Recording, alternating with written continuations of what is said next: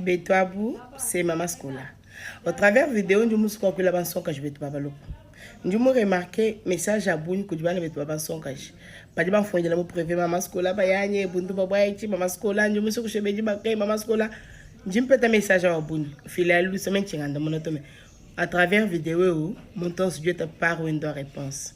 Donc, d'ailleurs, bimp avant de commenter bêtises.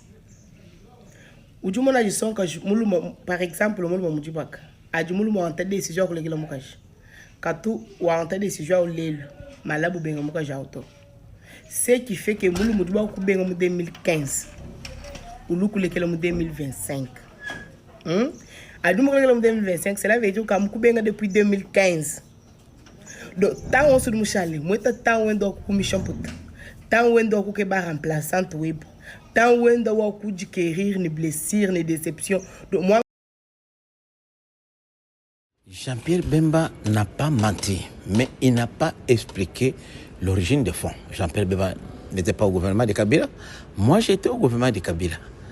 Les 66 millions étaient payés, mais comme on ne pouvait pas ponctuer sur les comptes du Trésor, c'est Yuma Albert, qui à l'époque était président du conseil d'administration de la GECAMINE, président du conseil d'administration de la Banque centrale et président de la FEC. C'est lui, au fait, qui gérait tous ces fonds-là qu'on ramassait chez les miniers.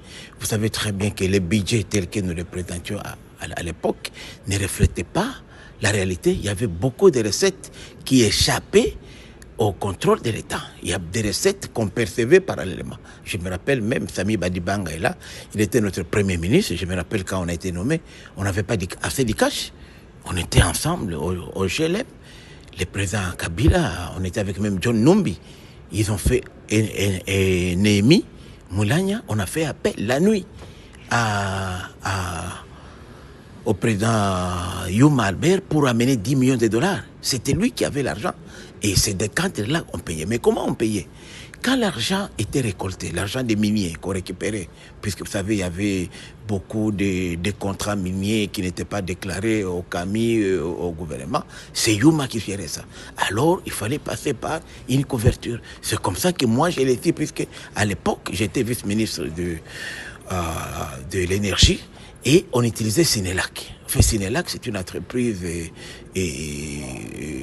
qui fournit l'électricité dans la partie orientale, notamment à Bukavu, Goma et au Rwanda. Bukavu, Goma et Rwanda et Burundi. Alors Sinelac, toujours, les DG de Sinelac a toujours été rwandais. Alors c'est à travers